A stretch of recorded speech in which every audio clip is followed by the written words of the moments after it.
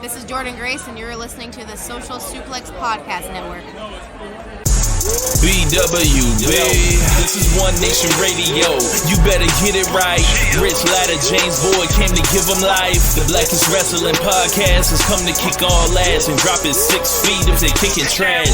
Word, let me welcome y'all to something different. And if you dig it, man, you should let some friends listen. We be getting it in, this on the regular dude.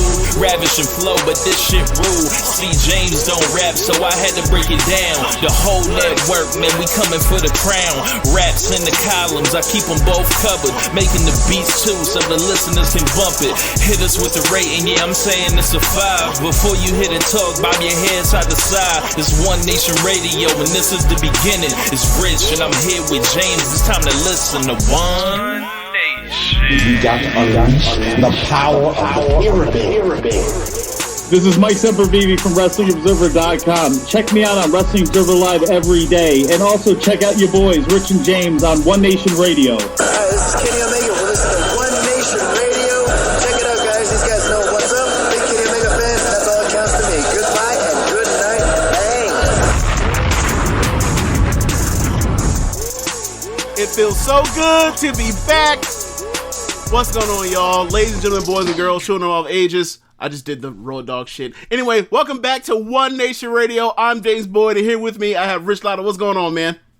Not much. Very happy to be here. Blessed to be back. And it's One Nation Radio, God damn it. And, man, I said I would explain, the hiatus when we came back. We haven't done a show since the Revolution preview, and it was, I came down with COVID-19, and I had a fairly difficult battle, I would say.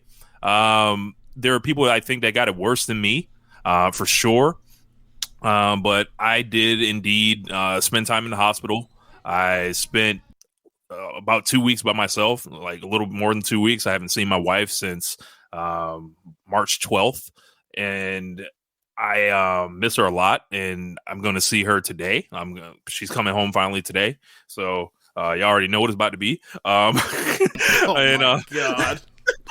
But yeah, it was really one of the most difficult things of my life. I'm glad that, I had the support of my family and my friends, and, some of you guys that knew, that listen, you guys support as well. Why we hadn't done a show. I told a couple of you guys, in private, and, I was just really, it opened my eyes a lot, to a lot of stuff. And I don't want to say it was good for me to get COVID or anything, but like I've suddenly just got like this new lease on life, just looking at everything like so much more positively and appreciating everything while I'm here. And I've been on a musical fury like the last, I'd probably say 5 days, like talking just dozens of beats made and new songs to come, and a mixtape that's coming out of nowhere or whatever. I've been sending James stuff and reinvigorated myself musically. I feel like I've just like I said, I got a new lease on life, and I just missed doing One Nation Radio a lot. I did my first show back with Floyd Friday night. If you guys want to check it out, called and he called me the King of the Victory Lap, which is fucking hilarious, by the way.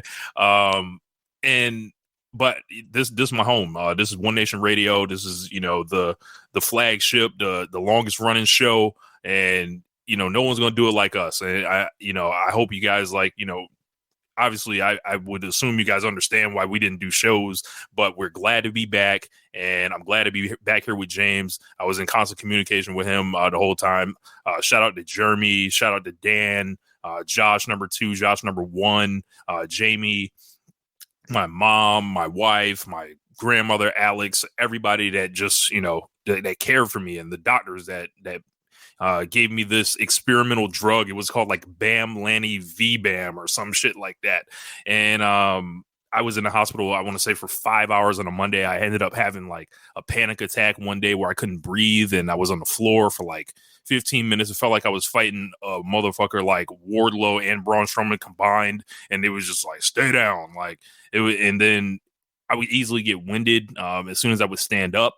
And I had no appetite for a lot of for I probably say like a week and a half. I had no appetite. I was just drinking juices and vitamin waters and just trying to keep as many fluids in me as I could. But it was very difficult, but I made it through. I'm blessed, and I'm feeling pretty good. And look out for that new music. This is the best music I've ever made in my life. Like, I don't know, James, if you'd agree, but it's a high bar. It's a high bar. Yeah. So I'm ready, like, just to attack everything right now, like everything when it comes to like the podcast, working with different people. You guys are going to start seeing more guests come on the show and just more collaboration, because one thing I was really feeling, and I expressed this to James before I started watching all these rap documentaries, and just feeling like, I don't want to do all this stuff alone anymore. Like, I don't want to just like be my own just creative things. Like, I need the collaboration. I need the reaching out to different people, and just I feel like I've learned to listen more. I've had a new barber cut my hair yesterday, and it took so long because we were just talking about each other's lives to each other, and it was incredible, quite frankly. So look for higher quality audio, look for higher quality everything from me. Yeah, man. Like, I don't know how to really speak on it, because obviously you just, put everything in there quite well, better than I could ever say. But, like, I don't, you kept saying a couple times that, like, we had constant communication. Did people think that we, like, had some falling out or something? Nah, it's just, Okay. I mean, I don't know, because the way you put it was like, where people were like, well, where's Rich? Where's James? Like, nah, it's just like, I didn't do a show. Like, I could have done a show, but I was like, nah, I'll leave that as something for Rich to, want to do as motivation to, like, get healthier, that sort of thing. Like, yeah. I don't want to be like, just, do this thing and move on. And he listens to the show and be like, and then just listen to it and, feel however he feels. Like, nah, like, come back to the show and we can do this shit. So, yeah. That's kind of why we didn't do a show, whatever. And it's funny because, like, it used to be times earlier in the show's run where, like, there would be gaps of like a month or something like this, right? Mm-hmm. And like, this is the first gap we've really had in like years, 3, 4, 5 years, something like that. Yeah. So, it was kind of weird not doing the show or whatever else for a while, but but we're here now. So like, we'll recap some of the stuff. And then like, there will be format changes in the future going forward. Like, the show we will not have like these near 4 hour marathons that we've been having at times. But like, I feel like we have a better show to give y'all, because we'll be able to fit more into it and less meandering and stuff, whatever. So we can, we'll come up with more fun things. So, that's something to look forward to. Yeah, man, I guess we move on from there. I guess we got to talk about it. You put it on the thing. I wasn't even thinking about it. But, yeah, Roy Williams, head coach of North Carolina, ended up retiring the other day. I'm a Carolina fan. Rich is a Duke fan. I'm a Yankees fan. Rich is a Red Sox fan. It's kind of funny that we're best friends. But yeah. When Roy Likes Williams, Okada, I like Omega, all that. I mean... Yeah, like, as far as favorites out of those two, I get, that's also counts. Roy is a big deal. Like, I'm a Carolina fan, was born in 1987. I grew up loving Michael Jordan as much as everybody else did, and I was like, he went to North Carolina, I'm a North Carolina fan. It was that simple. I was alive and watched when, Chris Webber called timeout and choked away the national title game to Carolina with Eric Montrose on that team. So I remember that. I remember, like, that's really cool. But for me, like, I grew up, like, my North Carolina fandom pretty much kind of really starts at, like, the Jerry Stackhouse, Rasheed Wallace team. Like, for real, as far as, like, following the team on a consistent basis. So, a couple years after that, you have Dean Smith retiring. His longtime assistant, Bill Guthridge, ends up coaching 3 years. He gets sick of that shit, and he leaves up to Matt Doherty, gives the keys to Matt Doherty. Matt Doherty wrecks the fucking car. And it's funny to look back in retrospect, because they actually, when Doherty laid it down in 2000, they actually went to Roy when he was at Kansas at the time, and he had it up and running by that point in time. He had made, I think, two. He definitely had made the Final Four in like 2003 for sure. Yeah. But I'm saying, like, even by then, like, remember, he took that job over for Larry Brown after Larry Brown left for the NBA and also probation. So, he gets there in 89, and then by the time they get to 91 or 93, they make a Final Four, and they made 2 in the 90s, and they made, he made 4 at Kansas. He made 4 Final Fours of Kansas. In Kansas, I know that much. But he had up and running. He was Kansas coach for as long as he wanted to be there for life by that point in time. He said no. And then the Doherty run happened. He crashed a car. And then they come back to him again. And he takes the job that time. And it was funny because, like, he had just made national championship game and lost. And then he goes to Carolina and leaves Carolina. 2 years later, he's back in the national championship game. He ends up winning. He ends up winning 3 national championships. He makes 5 Final Fours with Carolina. For a great deal of our friendship, like, Carolina was whooping Duke's ass. Like, it just was. Like, it changed after 2012. Once Team USA started happening, and Krzyzewski was like, I can't do what I do better than Roy right now. I have to do the one and done thing. And he did to great success. Y'all won a title in, was it 2015 or 13? 2015 as well 15. As 2010. I think that was it. 10 is like the last, like, K title doing it the K way, in my opinion. A special team for me. Yeah, because that's a singular. The 3 S's. Yep. Yeah. So, I remember that. I was like, I can't believe that team won. I had no idea they were going to win, but whatever. So you look at Carolina now, like, and we talked about this. It's kind of funny because I want to say around the time people start getting edgy because, like, wow, Carolina has made the Final Four in 3 years. What's going on here? I remember saying to you, I remember having a conversation with you. I was actually sitting in the parking lot of a Walmart, actually.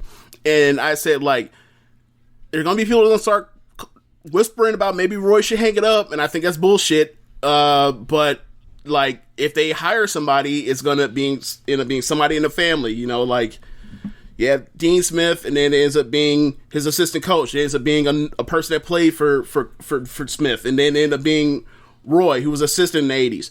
So, hey, how about Rasheed Wallace? Rasheed Wallace, I think he's coaching the NBA somewhere. Yeah, I know he had an assistant job somewhere. He was assistant for the Pistons. Mm-hmm. Yeah. The names that come out are, it's funny because I actually said this name at the time. I said, like, the person that may get the job may be Wes Miller, who was a backup point guard for, like, he was on the national championship team in 2005. He played with, like, the Rayshon Terry, Tyler Hansbrough freshman year teams. I think his last year was 07. So, but I said, like, he's not far enough along in his career now or whatever else. Well, it's now 5 years or 6 years ago. He's actually at I think it's one of the UNC / it's not Chapel Hill. Can't remember if it's Asheville or if it's not Central. Definitely not Central. Central HBCU. But yeah. So he is I actually looked at his record the other day. Like, it's a pretty good record. Like, they won a bunch of conferences or whatever else. There's also Stack. Stack is actually at Vanderbilt. He was I don't know if he wants that job because I remember originally he wanted to be a head coach in the NBA, and then, like, he just took this job after being an assistant and also a G League head coach. So I don't know, but I mean, there's a few other names. I mean, it could also be Hubert Davis, who's been on the staff since 2012. So I mean, there's options if they want to go in-house route. I think Carolina's a big enough job to where, like, it would behoove you to do due diligence outside of the family. But, we'll see. But I would like, because honestly, I would like them to get out of the Duke Carolina role of just like, we're going to get all these dudes that have no ambitions of getting to the league, or have ambitions to get into the league, but you have to develop them over 3 years to get the fruit of that labor. Like, it's cool to have Tyler Zeller be really good, damn fucking good as a all ACC player as a junior and senior, but, like, that labor pain of having to watch him come off the bench or stink during as a sophomore, like, I can't. That's really rough. That's really, really rough. Marcus Page, another example of someone like that. Like, you've experienced that. I saw a great video with Marcus Page from Roy Williams. I retweeted it. It was just like, it just showed me the effect Roy Williams had on, lots of his players. Yeah. And I always respected Roy Williams, like, even from Kansas, I think that, it's rough because these are our legendary coaches that we grew up with, and they're all about to start dropping like flies. I think. I was talking with Julian. He was like, "K is next." Yeah, and I was like, man, he gonna lay it down and stop dyeing his hair, and then it's gonna be like, oh my god. Well, actually, I forgot Boeheim, but like Boeheim's not that level of K or Roy, so it's a little different. I think Roy is wildly underrated, and I understand why he's wildly underrated, because like the things that people talk about as far as you evaluate a coach based off the things that you can see. So like in-game strategy and adjustments. Oh yeah, Roy will come out there and get his doors blown off and not call timeout. What was it? Yeah. The Final Four against Kansas. Yes. It was like, what is happening here? Yeah, like, call timeout, Roy. Don't sit there shell shocked that you see your dead ex-wife there. Like you had a week, but no. Like, was that a cuckolding? Oh my god! I guess, I don't know, but I think the thing for me, like that's absolutely true. But I think the thing that's overlooked with Roy is like if he was a football coach, I don't think he gets that same type of criticism, especially like coaches from that coach in the 80s and 90s. Like, it's just because he's not Dean Smith. He wasn't first. But I mean, Dean Smith had the same exact foible or the same exact misstep. It's like, look, we have a system. Run the system. If it doesn't work, you're not trying hard enough. Mm-hmm. Play harder. Like that is the adjustment is play harder. Like more times than not. Play hard. All five of y'all come sit by me. I was just about to mention it. Y'all not playing hard enough in this Duke game, and it looks rough. All right, all you 5-star All-Americans, McDonald's All-Americans, sit down.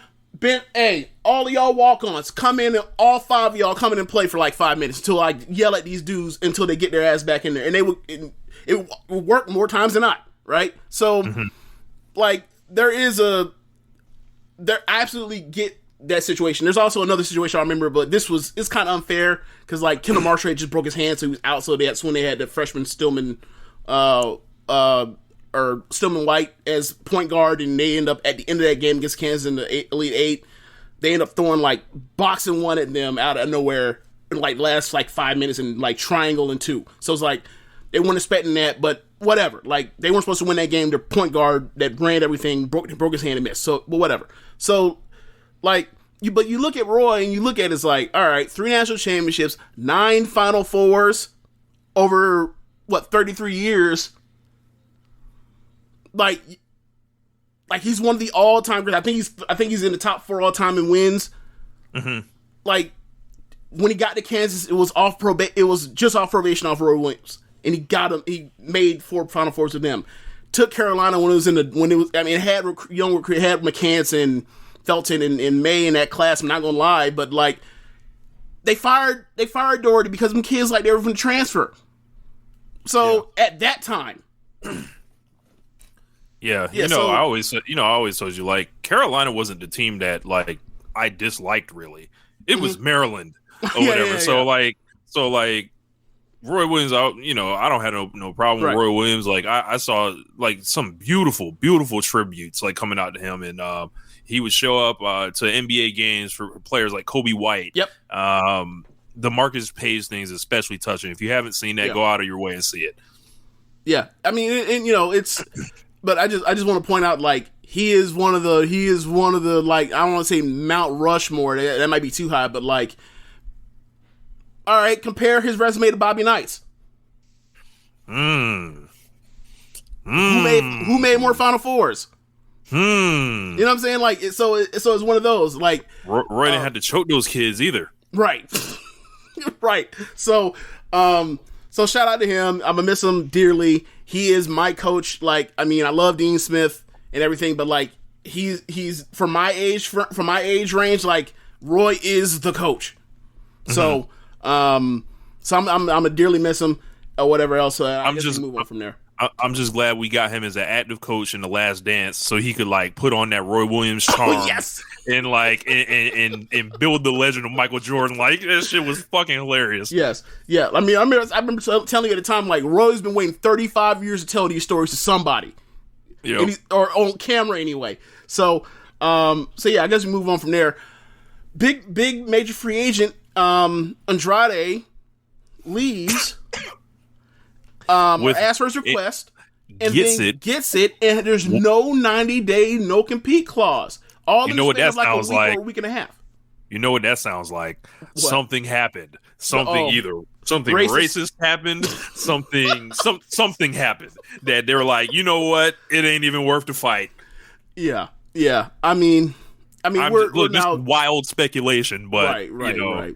Don't take me serious. Yeah, like we're about 2 weeks out from the news, but it's like one of the premier talents in all professional wrestling is a free agent, and the world is at his feet. Like I believe, as far as if you want to go if he can pretty much go anywhere. I mean, I'm pretty sure if you want to go back to WWE, they bring him right back.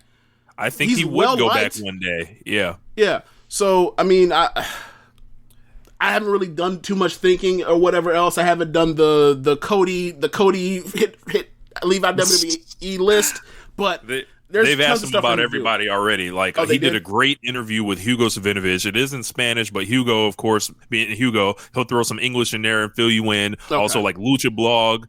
There are a couple other people translating on Twitter that everything that was going on with it. But the Hugo Savinovich interview is incredible. He's talking about all the same stuff that people like Moxley has talked about, Jericho have talking about Saudi Arabia, the health stuff, the not, really having anything to do. He broke some wild shit, like with Charlotte being medically suspended for being pregnant, but she wasn't. He's obviously, I've gushed on this show and said he's as talented as anybody that's ever entered WWE. I came on the show and said that, and I stand behind that. He does not want to sign a contract in Mexico. It sounds like. I think, a good spot for him would be Ring of Honor to like be their because he can walk in there and be the signature top star right now of Ring of Honor, right? And then with Ring of Honor, he can be like, well, I want to work other places. And would they say no? No. Like, so he definitely wants to work New Japan. They've asked him about wrestling Kenny Omega. I think that could happen in AAA for the Mega Championship. And this guy is he's one of the best guys that have ever been there. Like y'all seen it in NXT. It's a shame that they didn't figure it out for him on the main roster. I mean, you saw it on the main roster. Like his first SmackDown match with Ray is like still that's one of the best TV matches we've seen in this run back since watching wrestling. So that's like a decade. Yep. Like one of the handfuls. Yep. So it's sad to see like him have to ask for his release. He was making a lot of money, but eventually like his ambition took over. He's like, man, I don't, I'm healthy, man. Like, why am I back here like in catering? And then you hear stories about them wanting Drew McIntyre to basically eat him up in one match, and Drew refusing, being like, yo, you're too fucking good for this. I'm not doing that. And then Andrade knowing he has to leave the promotion by that point because he shouldn't be treated like that. And it's a business. They're gonna pick who they pick, and everyone's not gonna be able to rise up. But like that guy's fucking special. Yeah. So like you figure that out with him. You figure out the language barrier or whatever. And I think he made some interesting points in his interview with Hugo Savinovich. He was like, there's plenty of people that they speak English that they don't fucking use. So right, it's it's everything we always hear, just confirmed again. Yep. How does he? Is he 29 or something like that? He's 31. 31. Okay. Yeah. So I think the thing for me is just like I never understood why. Like I understand, they sign way more people than they have room for because global domination, right? I get it. but they never use people to their strengths to even prime the people they want to push the right way, right? Like, what? There's no reason that Andrade can't be a setup guy and have go out there and go out there with Drew McIntyre on his way to taking Brock Lesnar, and then you go out there with him for like 12, 13 minutes, and you guys go kill it, right? Mm-hmm. They never do that, or they rarely do that. You know what I'm saying? Like, the simple things that help get Sheamus people has over. Sheamus has had that role, kind of. Right now, yeah. But, you know, Sheamus also old money at this point in time. Mm-hmm. Like, you know, you look at Raw, you see Lashley and Randy Orton and McIntyre, who, you know, it's his second run back, and, you know, Bray Wyatt, who's been around since 2014 or 13, like, that's the top of Raw. You look at SmackDown, it's Edge, it's Daniel Bryan, it's Roman Reigns. Like, there's clearly some seniority thing going on or whatever else. I mean, but, you know, that it's your key vets that still can go with it. Well, not Bray Wyatt, clearly fucking not, but you get my point. Like, the older is like, the more people come in that are the newest thing or whatever else, the quicker he is to go to people that he has a longer relationship with, as opposed to the lifeblood of wrestling, which is new matchups, new programs, new faces to tell new stories with, or the same stories with a newer face, so it feels new. It's right. You know, like, that's the lifeblood of wrestling. Like, that's the reason why NXT has had its issues over the last year and change, or 13 months, whatever, 14 months or whatever else, because it's like, look at all of this stuff that's still here, and we haven't, like, properly utilized it to get more acts over. Anyway, yeah, so I hope the best for him. Good, you know, for all accounts, good dude. The story about Charlotte is absurd and wild. And she's not gonna be at WrestleMania because y'all failed the test, even though that was 3 weeks ago. Here's an idea. You came up with Rhea Ripley 3 weeks ago. Undo it or whatever. Like, it's so weird. It's so weird. But we just move on. And James, there's only one horsewoman booked for WrestleMania right now. How do you feel about this? I mean, I think that is one of those weird time of the year things with Bayley. And it's also in one way is vindication for me and you. Another way is also, like, pathetic that, like, she, you know, I thought that some of the stuff they had her do was just ridiculous, but at the same time, she did it for y'all, and then y'all do this to her. You know? Yeah. Whatever. And it's not like she wasn't putting her all into it. She clearly was. Because a lot of people really like that. Even you have somebody hop out the window and jump out to say that she carried the industry. Yes. So,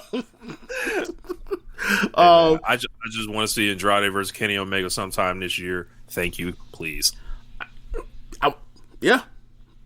I mean, we can do the list, but everybody has the same list. Him and the versus AAA guys who never got to wrestle. He's a CMLL. Like, him and Phoenix. Oh my god. Yep. You know, I got a little unit for him. That's the crazy part about it, is, like, Phoenix has been Phoenix and they can all turn on Pac. Say again. They can all turn on Pac, and then have to fight each other. La Raza. Like, I think the craziest thing about this is, like, think of how they've pretty much unleashed Pentagon in Phoenix since October, right? Mm-hmm. Like, so dependable. They're in my opinion, they're my favorite part of the show. Like, because they just go in there and just go score 50. I still think Andrade is a better wrestler than Phoenix. Mm-hmm. Like, I do too. In terms of like I think Phoenix is the best freestyler we got in the Cypher, but as far as, like, putting together a whole mash of, like, twists and turns, and it's connected and it's just, like, so solid together, like, I still would take Andrade over him, which is crazy because, like, he's scoring 50 like every other week, and I haven't even seen Andrade be able to do anything in, like, a year and a half. Like, that's what it's crazy. But I guess we move on to talk about Jericho being on the Austin podcast, more WWE talk. Man. When does it come out? It comes out April 11th, I believe. Are you going to watch it? Of course. Okay. I was like, wondering, this is a landmark moment in wrestling, kind of right now. I mean, yeah. People are talking about, opening the gates, and they're doing the meme where like the guy is holding his lady's hand, and he looks over the shoulder, and his AEW is the man. He's looking at WWE, and New Japan is the missus that's like, what are you doing not looking at me? Like, obviously, I don't think it's gonna go that far, because obviously, like, it goes down there. It's gonna come down to booking, and you know how that goes, right? Mm-hmm. Like, if listen to me, hear me good, Tony Khan. If you are listening, if you are setting up something for a open the doors moment with AEW and WWE / NXT / whatever, just know that whatever you do on the first show, your guys must go over first. Yes. Because best believe, if you try to do some home and home 1-in-1 type shit, right? Like, if you're trying to do if you're trying to do Ohio State versus Texas, one at the shoe, one in Austin, best believe, if that first one has you going down, you will not ever get a chance to go back up. So just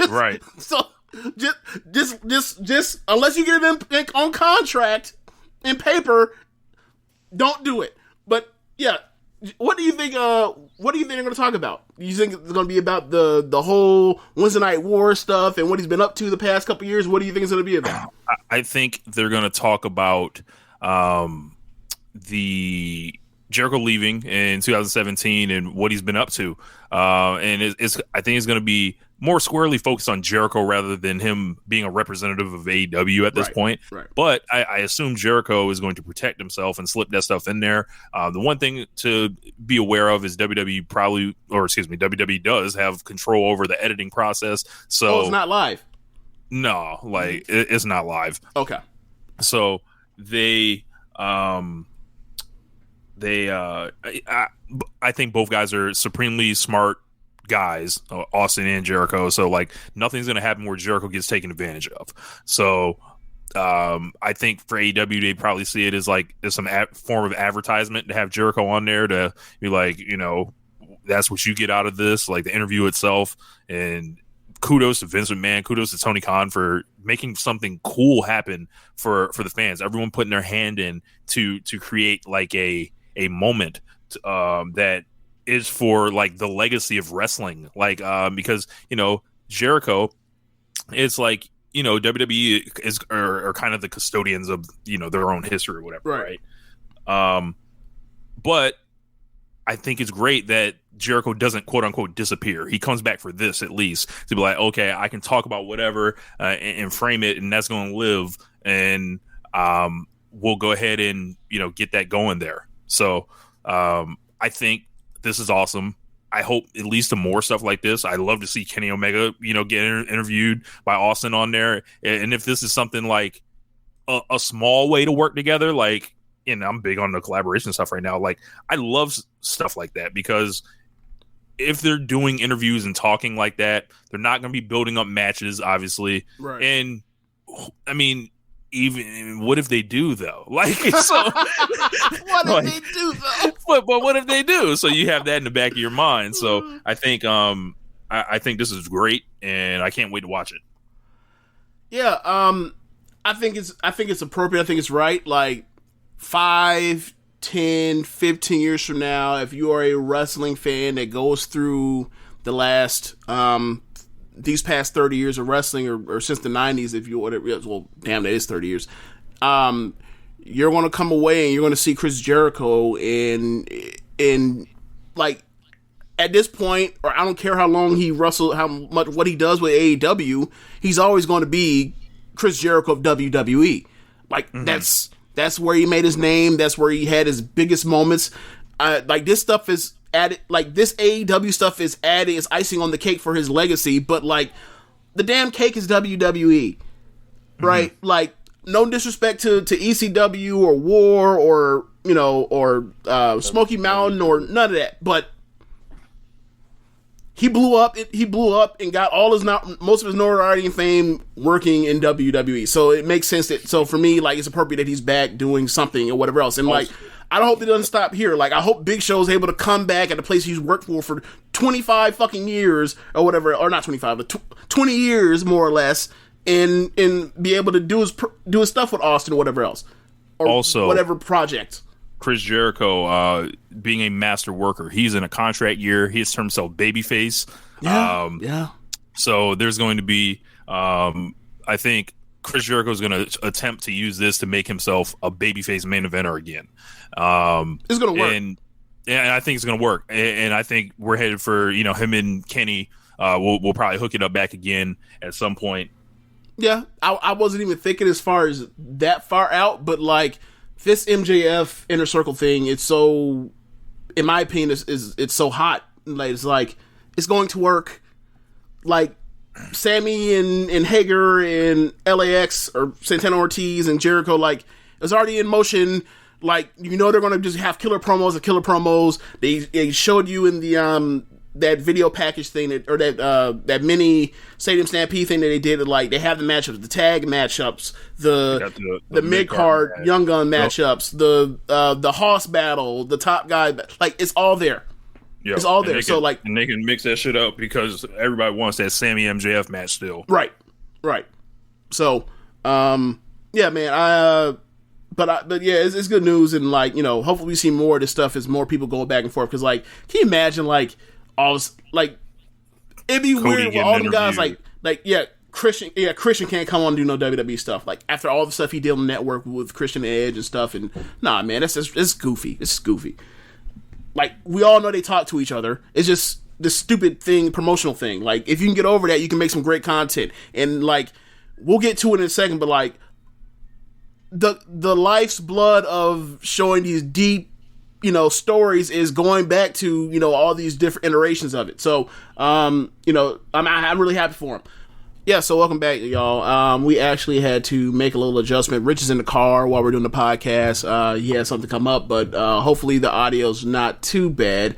But yeah, we had just finished talking about Jericho, so we're going to move on to talk about the Wednesday wrestling that we've missed over the last few weeks, man. I feel like the Wednesdays have missed us. Yes. So, I mean, lots of big AEW, big picture. I think that they've had some really good shows since we or whatever else. I feel like they're really good or really far into like this next little cycle before they get to the pay-per-view. And it's actually pretty fun. Where do you want to start off? What are the first things that like come to your mind as far as you want to talk about as far as this 3-week run of television?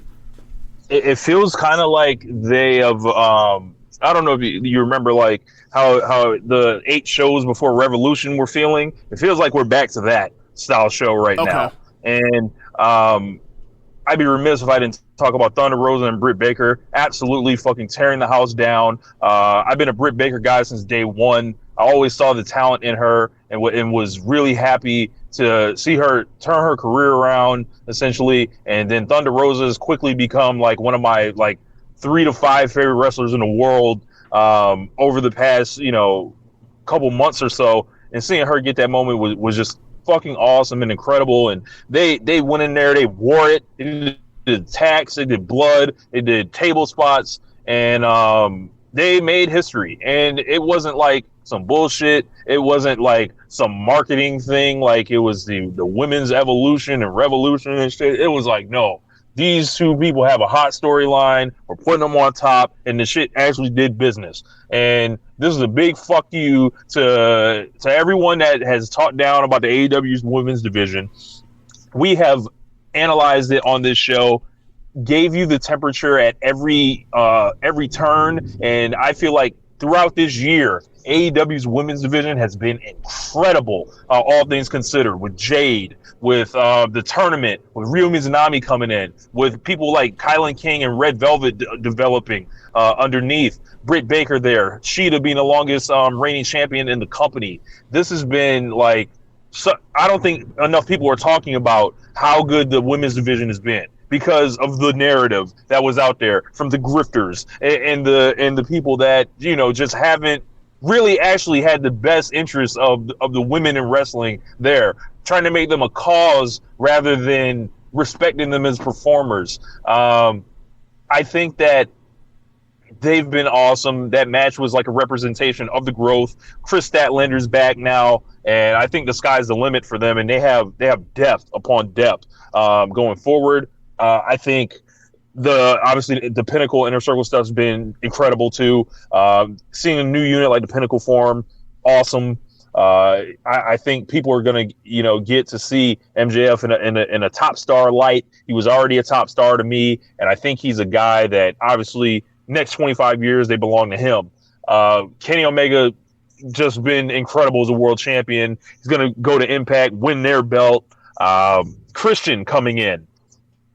I was negative on Christian initially. After seeing his match this week, I am not negative on Christian. I think if he can add that value and they pull back a little bit on the theatrics of like outwork everyone and just let him kind of do it, I think he's going to go a little further, and I don't mind him at all in the company, actually. I think, everything that they've been doing, like with the trios stuff, the Bucks, of course, have been lights out.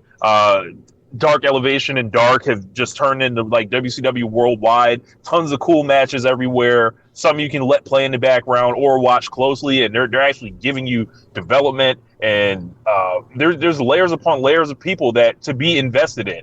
If you want to start following the journey of Kylan King, if you want to start following the journey of Lee Johnson, speaking of Lee Johnson, the fucking Nightmare family explodes. Love it. Super hot old school angle. QT. Also, I was a QT guy from the beginning. Vindication here. It's going to work. Him and Cody's going to be incredible. I sound like a fanboy right now, but the shows have just been that good and that strong. Every segment, them figuring it out, like booking wise. Tony Khan's going to win Best Booker of the Year again. I'm calling it now. And it's just like, it feels like it's so everyone's over when they come out. Everyone's hot. I'm happy to see everyone, and it's like there's nothing that's like just like, well, why the fuck are they doing that? Yeah, really good set of shows. I think I'm not really too sure on like the whole. How the angle that they did for Pinnacle or whatever else, but like whatever, we're here now, we're past that. Like they beat the hell out of them, and like the promo after when they steal their locker room or whatever else, like that was great. And the next week when he cut that promo that like had a lot of Jericho of the year prior's like introduction to everybody that was in Inner Circle, I thought that was great as well. So like aside from that thing, like I like that little thing you can get rid of as far as like, well, who to know what would win and whatever else, and why is this dude like working these kind of circles when he's trying to also steal this, but he's also really setting this thing on the other hand, and now he really wants to war with these guys when he ultimately like that. Forget that part. Like that. I mean, that's valid, but like that's valid. The point. That's valid. That's valid. And since then, they've done a lot of really good fucking television. So it's like, yes, you're right, but it's also a really good fucking movie, right? So, the Britt Baker match, I thought it was a great match. I don't love as much as everybody else. And the same thing happened with the Arcade Anarchy thing. Like, I think it's a really good match, but like, I don't think it's as good as, say, Best Friends match with LAX in the parking lot. Like, I wouldn't say it's as good as that either. But yeah. I would definitely say it was probably like 4.25, 4.5. And then like the returns, the Orange Cassidy, the another theme song. I had never heard that song or that group before, and then I watched the video and I was like, man, this just fits Orange Cassidy so well. I feel like the Best Friends have finally clicked for me, and I get it. And with Statlander, like that's a strong act to have because eventually you can break it up. Or you can just let them ride. And, AEW has all the factions. I love the factions. Give me more factions. You can't get enough. Right. I like people having friends. Like, yeah, right. Like, I think the thing for me is, like, I didn't like that match. I didn't like that match, like, to 4.25. Like, I thought it was like, yeah. Like, I think a lot of it is, like, they may be doing too many stunt matches, or for lack of a better word, death matches, like you like to call them. Yeah. Right, between the barbed wire exploding match, the Britt Baker Sheeta match, and then lights out match, and then this Anarchy match. Like that was like 3 crazy matches like that in like the span of 4 weeks, something like that. So, I think for me, it's like I kind of got worn out on it. Like, I thought the best one as far as the actual work was the Omega match, and then, the shit didn't blow up, but whatever. Yeah. But yeah, like, I did like the fact that Trent, I was happy and surprised by Trent coming back. I thought he was going to be out for months. Like, I thought it was some super month long thing. Like, I thought he had, like, tore a pec or like, or fucked up his shoulder. Like, I was something with somebody who's going to be on for months and months and months. It didn't feel like it was that long, or maybe he got back and, faster than he was supposed to. But so I was happy for that. It was goofy with the whole thing, like, it's all of a sudden it turns to a 3-on-2 again, similar to the Backlight Brawl match. Like, why can't these dudes be people on a fair one ever? But whatever. Best friends do not fuck around in these death matches. Yeah, they look, they're baby faces that will cheat. They have no qualms about, you think it's a fair one, you finna get jumped. But yeah, trying to think what else happened. The Kenny Omega, Young Bucks, Good Brothers, and Callis. Callis is absolutely despicable. And, Kingston, yeah. Don Callis, absolutely despicable. Like, no redeeming qualities, just a vile human. I mean, yes, he is, but I do believe that he really does care about Kenny. Do you feel like he's using Kenny? Oh, not yet. Okay. Something's going to happen to where he's going to use Kenny just how he's used everyone else, and something's going to happen eventually, but it's not there yet. Callis will. Maybe they're saving the other way. He will turn Kenny babyface. Yeah, I was thinking maybe they're saving that for the babyface turn a year from now or whatever. But it's working really well. They've been able to. They've done a really good job. Well, they're telling a story anyway. Forgetting the pick people that are involved. Like, I feel like they told a good story to get to where they're at, to where it's believable that, they're about to have that trios match with Moxley and the Young Bucks versus Kenny and the Good Brothers. Like, I don't like what they did with Kingston, but I get it. Like, he was supposed to be blown up and off TV, so the next week they broke his leg instead. I wish they didn't break his leg. I wish they did something else, like something that's like, you don't come back. Sorry, I think he's coming back this week at the house show to cut a promo or to work. I think he's gonna have a match. I think that they shouldn't do that. You don't recover from a leg in 3 weeks. I'm not sure. Maybe I heard my information wrong. But okay, I don't know. Okay, like they had to do something to take him out of the picture. That was the plan all along. But they should have had a name for injury that would be like, okay, he's going to be on the shelf for sure. But like, they say he tore his MCL, for example, right? Okay, you can be back in like a month. But like, you break your leg, it's like, nah, bro, there's atrophy from your leg being in a cast or a boot or whatever else. You got to come, whatever, or they'll explain it, whatever. But I feel like it would have been cleaner if they said it was some injury where, like, he's definitely not cleared, but he will be back, relatively in a short amount of time, right? Or before you know it, he'll be back. And I'm wondering, like, eventually, like, do the Bucks, like, kind of mentally crumble under, like, Don Callis, like, trying to manipulate them into joining with those guys, or like, it seems like we're already headed that way. Yeah, or it feels like Nick Jackson already sees this as bullshit, right? And it's the only thing. My question is, like, I feel like there are two matches being built, but I don't know if they're actually like real matches. Like, Kenny Omega versus Nick Jackson and Kenny Omega versus Matt Jackson, like, in singles. You think so? Like, it feels like it's like the tag champions are feuding with the singles champion. I feel like they're feuding with the singles champion, but really it's for them to wrestle the Good Brothers. Yeah, I don't know, but like, this whole thing makes me want to see Kenny versus Nick Jackson, who's fucking pissed, walking by Don Callis and like, I don't care, like get the fuck out of here. This is bullshit, and I think. I think it's we're going to get a singles match. I think a singles match comes in there. I think it could happen, but I think more likely that what's really going to happen is you're going to, at the next pay-per-view, you're going to get the Young Bucks for the Impact titles or whatever the hell. So yeah, I feel like that's more likely because it's like, all right, like, you're going to have, whatever. Like they have the come with some justification for why Nick or Matt would have to be able to jump over the number one contenders to get to a title shot. You know what I mean? So, like, I mean, Moxley's only lost like one match ever, or 2 matches ever, or some shit. So it's like, you're going to jump over him for a title shot? I don't know, bro. Don't know. Yeah. Especially when like that man is right now. You heard his friend, he just got back. You cheated him in the 2 matches or whatever else. You tried to fucking murder him, or you want to pretend, or you wanted him to think that you're going to murder him in the storyline now, whatever. But like, it's, I don't think you just easily give that up, whatever. And then and that's part of that's compelling. Is like these are textured, realized characters, who knows what they do with it, but I feel like they're off to a good start or a good, point from, that debacle with the bomb not going off. But yeah, like I'm trying to think what else we. I love QT's unit, by the way. Yeah. I talked about it a little bit, but like, I think Anthony Ogogo is going to be a star. He has a great look. He's got the boxing thing, so like he's going to have the gimmick of him punching people and breaking their ribs and shit.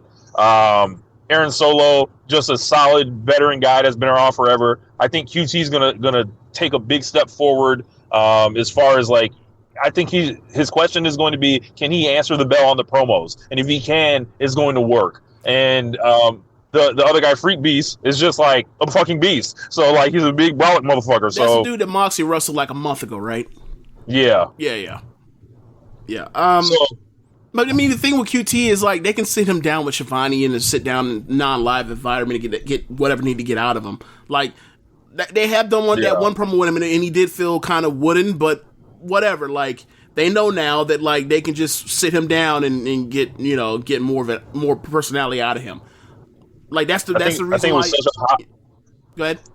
I think it was such a hot way to set up the angle, like where they're doing the exhibition match, and then he just fucking steals Arn Anderson, and then they all just like Bedlam like comes out, and then it takes Red Velvet to run out to save Cody.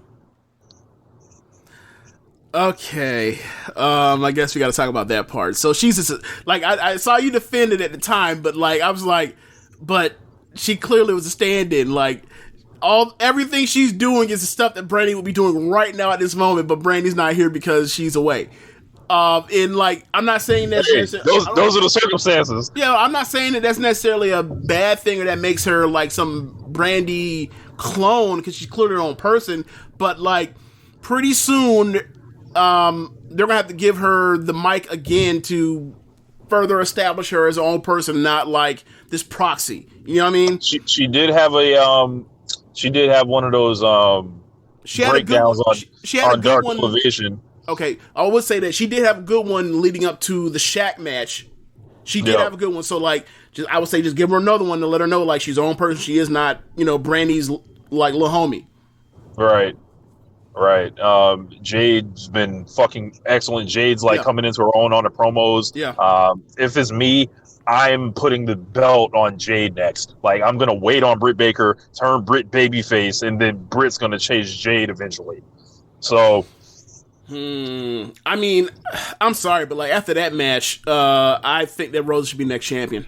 But, that, like, I was, Rose is in there, too. Rose is in there, too. About, like, a year ago, around this time when Britt took off on the mic, like, we were like, she's going to be the person that's, succeeds from Sheeta, but...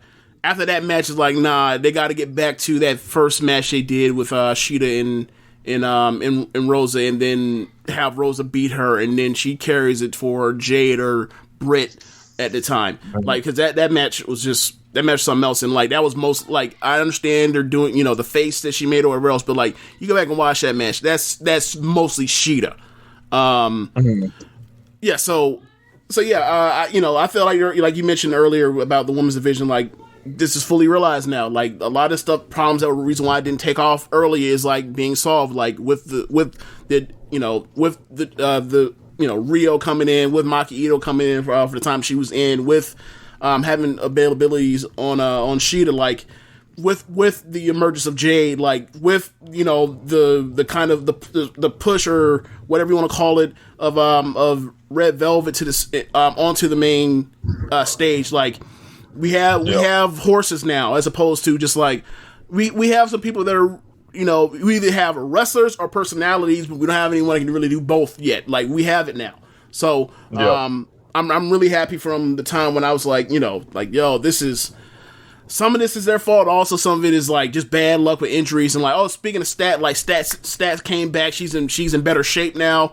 Not to say that she couldn't work at the time, but it's like, you see that like she has been grinding to get back here. Like you see it on her body how hard she's worked to get back. So I'm really happy for her that she's back. Can't wait to see her be thrown into it. Like, and I think Nyla Rose has been tremendously underrated this year. She's like had several matches that have just like exceeded expectations, and like, you know, I think her with Vicky is beginning to gel a little bit, and they're bringing the bunny in. What do you think of that whole part of like the Vicky and Tay Conti? I forgot her. Yeah. What do you think of the Vicky and the Vicky part of this equation? Like Vicky and Nyla being kind of ported into the Matt Hardy thing right now. What do you think of that? I like it because like because Hardy's always going to be on TV, so they're gonna you know, they're gonna eat indirectly off of it. And like I said, I think Nyla's been very strong of late after, you know, a rough patch, I would say, for her. And I think that you know, I think up and down the division, Tay Conti like has come a long way. And when she comes out, she feels like somebody now. Yeah, and it's funny because like the stuff that she's doing is like stuff that she was allowed to do for like 15 seconds in like a match where she would get squashed in NXT. And it's funny, it's like all the striking stuff she was doing in these like enhanced matches she was in NXT, and it's like you didn't think that she could throw V triggers like and that be able to carry a match for like 2 minutes. You didn't think like it's weird. Like they have too much damn talent for their own good to know what to do with any of it, you know. But yeah. I mean, I'm happy that she's able to showcase what she can do because like she's promising, but she's never getting reps. To like she's promising, and I'm pretty sure she is going to get reps now. So I'm happy for her. Right. I'm trying to think anything else we're missing right now. Do you want to go back and circle around the Cody stuff? No. Okay. Like I think it's just, you know. We're still in the opening act on that. We'll see where it goes. I like where it's at right now. Okay. So I guess it's my time now for NXT. Yeah. You know what's going on the NXT. I actually caught some of it last week. Okay. Yeah. So they've pretty much like it is the build to this double takeover thing, and I actually got to say like. For a 2-night takeover, they did pretty good. Like they did a little cheating with this gauntlet match thing to carry like probably like 45 minutes to an hour of it. But like otherwise, you look at it, it's like, yeah, that's pretty. That looks like a not wrestling. That looks like a takeover show on both nights. I'm trying to think. Like we'll get to it, but the tag match. Obviously, they were going to do Wesley or MSK versus Oni and Lorcan, and they're probably going to put the belts on MSK, but Birch. He actually Lorcan and Birch. Yeah, Lorcan and Birch, not Oni and Lorcan. But Birch, I think he separated his shoulder, or he messed up his shoulder when he took a double suplex spot from Cross. I'm not blaming Cross, but like I'm not blaming Cross. Shit happens in wrestling, and it sucks. So it's going to end up being them versus the Grizzly Young Veterans, who they end up beating in the tournament, the final of the Dusty Cup, and also Legado del Fantasma. Legado del Fantasma has been hot. They probably had the best set of matches outside of MSK in the Dusty Cup. So, you know, 3 great teams. I think it's time to elevate and go all the way and do it and put MSK over. Like they have the personality, they're funny guys, they have New Day-ish type of energy on their promos. So like they're one of the new people in NXT that like immediately came in and like have succeeded. So I'm happy for them. The next match on it is the number 1 contender gauntlet elimination match.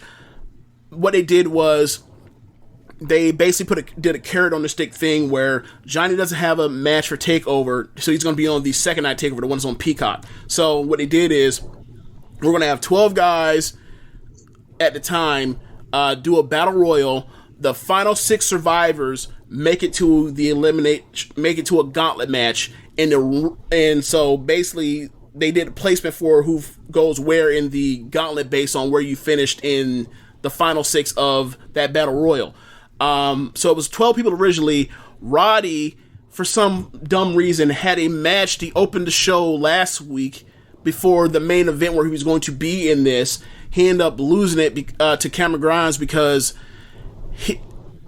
anytime he sees the Undisputed Era logo, or he gets distracted easily in his match and people are able to counter him, so he left and says, I need a break. So who knows when he comes back. I hope it's not to screw over to screw over the finish of the Adam Make Cole sure and the finish the ain't pure.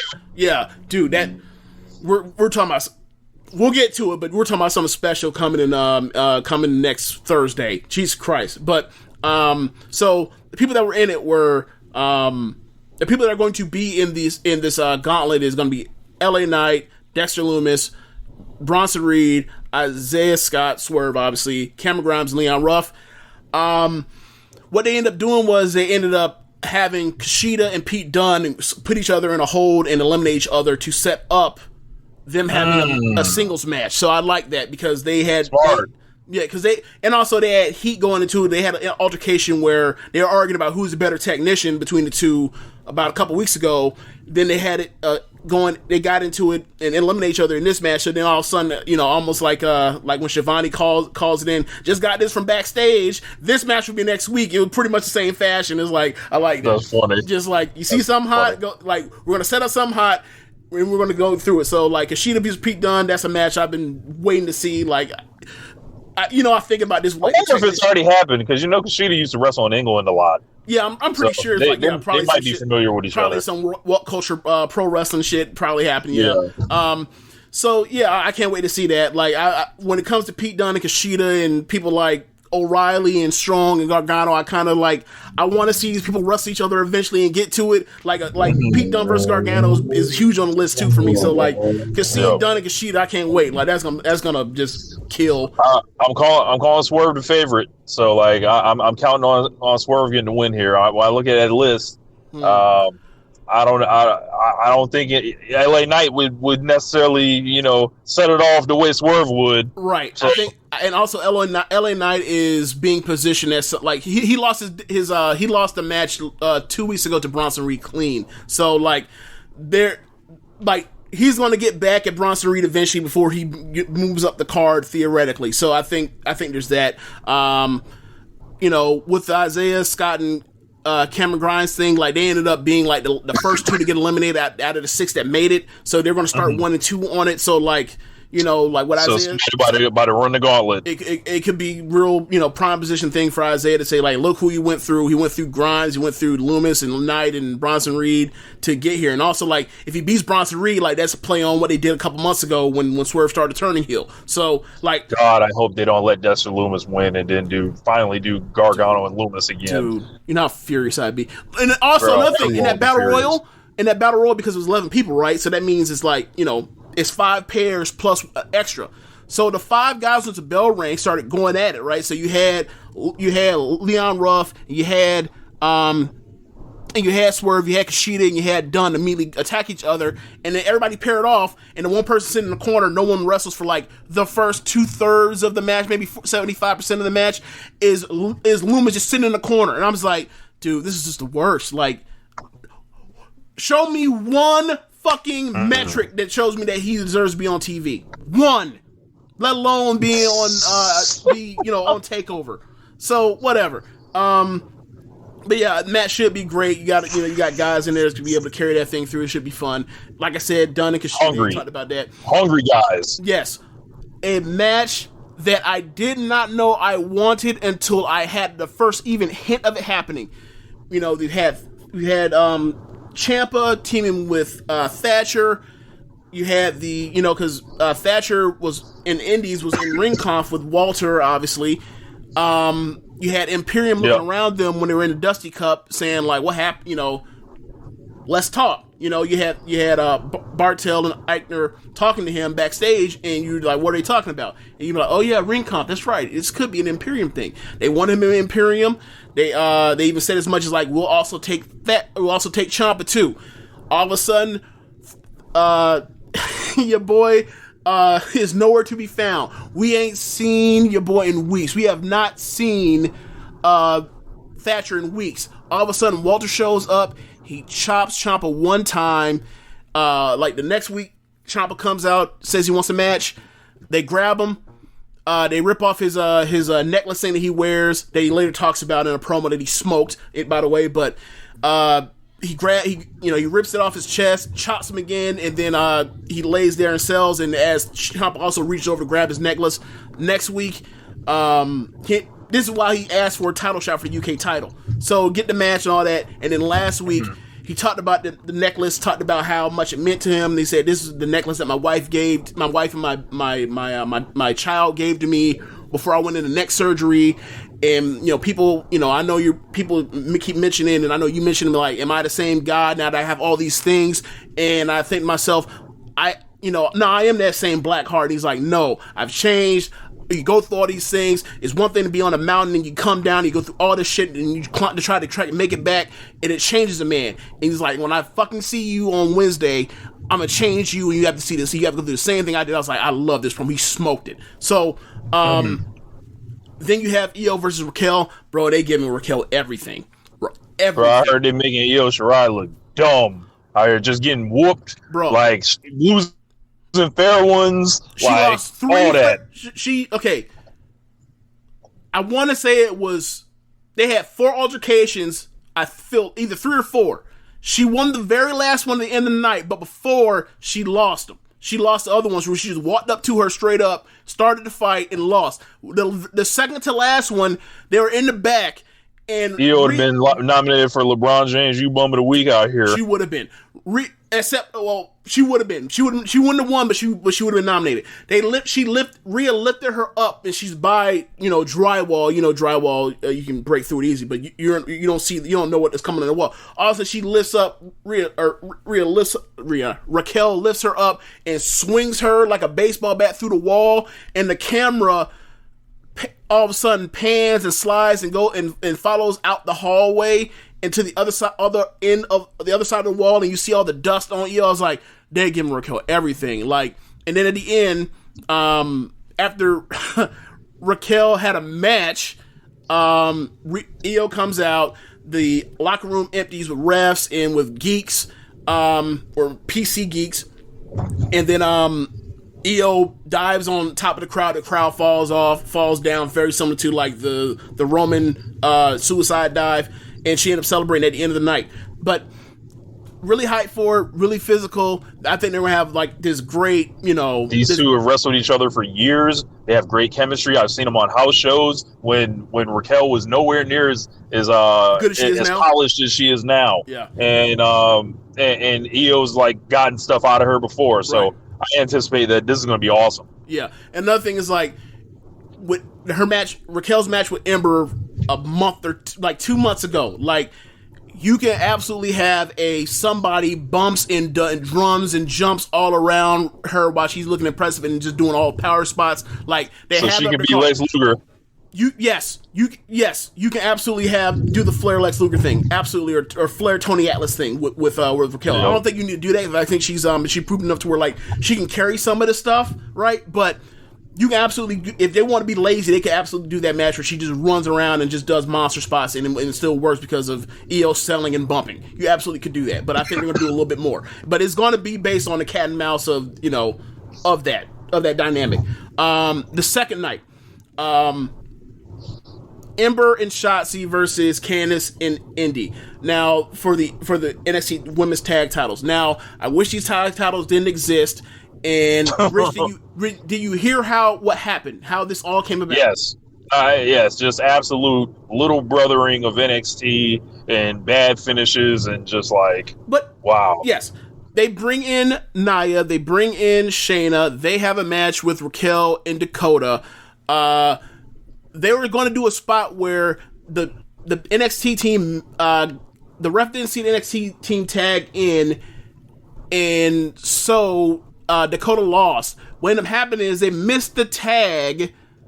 So they really didn't tag out, and then they beat Dakota, and it's like, well, what? Because after that happened, Mark Carrano. Or I'm sorry, not Macarano, but Adam Pearce, SmackDown GM that gets into Roman Reigns, came out of nowhere, issues in a second ref. They in NXT or the main roster team steals the pin, but like they missed it. They actually missed the tag, so there was no tag. So there was no screwing. There was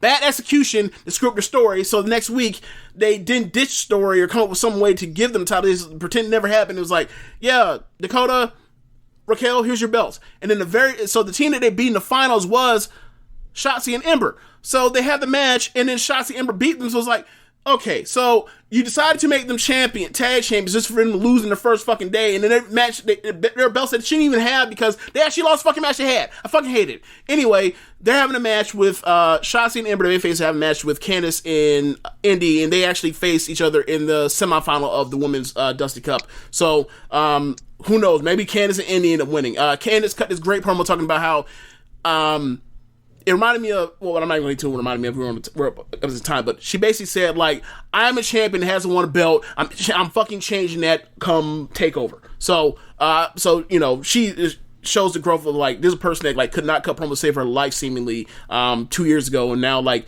she is a comfortable promo now, and she's not some over-the-top character. She's just seemingly herself, but, turned up the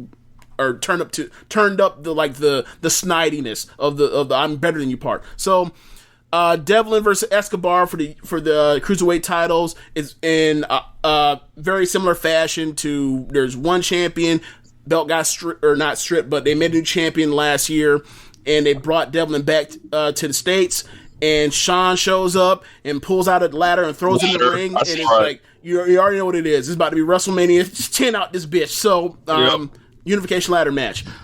So like I mentioned, Johnny is waiting for whoever he faces that end up going through the battle royal in that gauntlet, and the next day, and he's been complaining about not having time to strategize. I only have 20 something hours to strategize for my opponent. Normally takeovers I get weeks. This is nonsense. He actually showed up like he's finna kick in. He actually like he's finna kick in Regal's door. This man set up like he's finna super kick the door and then open the door. It was you have to see the gif of it. It's fucking hilarious. I also heard there was a hilarious Theory and Gargano segment where Theory said we can just do the finger poke of doom, or some shit like that. This last Wednesday, he's like, well, look, man, because he was like, where are you in this for? He's like, look, man, will you just finger poke the thing? He's like, no. Johnny's like, no, that killed the business. But he's like, but he goes, but Johnny, we're in the business right now, and he's like, okay. And I was like, oh my god, like. It's so funny. Like, bro, fucking great. Every single like Johnny in the way and like this family dynamic of Johnny is a dad, Candice is a mom, Indy is the older daughter, and Austin is like the young dumb as a box of fucking rocks son is like the best. Like they did a thing with them trying to get out of the Loomis thing like a month ago where like Johnny paid a shrink to tell him that that Loomis actually hates that man because he was actually having Stockholm syndrome. So he had to pay this crooked psychiatrist to tell him that no, Loomis actually hates you, man. Get it together. So like, but it was hilarious. Like he's figured this out in a way that I thought like. Like the heel run that he had at the end of 2018, it wasn't this. This is like. He's a heel, but he's fucking hilarious. Like you're supposed to like him. So, and also with that match he had with Kushida, I feel like he's off. I feel like he's hit his stride. He's like getting it. He's getting it back on the other side. Yes, now. yes. It looks like yes. And Candice too. It felt like he was struggling for a while. Like he was getting like bad opponents, and he was. It just wasn't clicking for him for a little while. Yeah, but like ever since that Vengeance Day, goddamn, like it feels good to have Johnny Gargano back in my life as a top wrestler. So, so the semi-main event, which should be the main event of this thing, Kyle O'Reilly versus Adam Cole. Rich, did you see the video package scene that they did? That was like I caught some of it. I was kind of watching it with the volume low. Okay. But everything I heard is that it's incredible, and I saw the way they were shooting it. I was like, oh, this looks like the Star Devil thing. AK. Yeah. I mean, I never saw the Star Devil thing, but I remember you raving about it in 2019 because I remember talking about the Tam Arisa build, and you were like, this has elements of that with Walter involved or whatever as like the as like the Momo stand in a parallel. So like I remember you raving about it. Then I remember, but like this thing. I say this with no hyperbole. Hyperbolic's not that tense of a word. That was one of the best non-match segments of WWE's history. Wow. Like, it goes into the New Japan, the Wrestle Kingdom match. It talks about how they first met each other.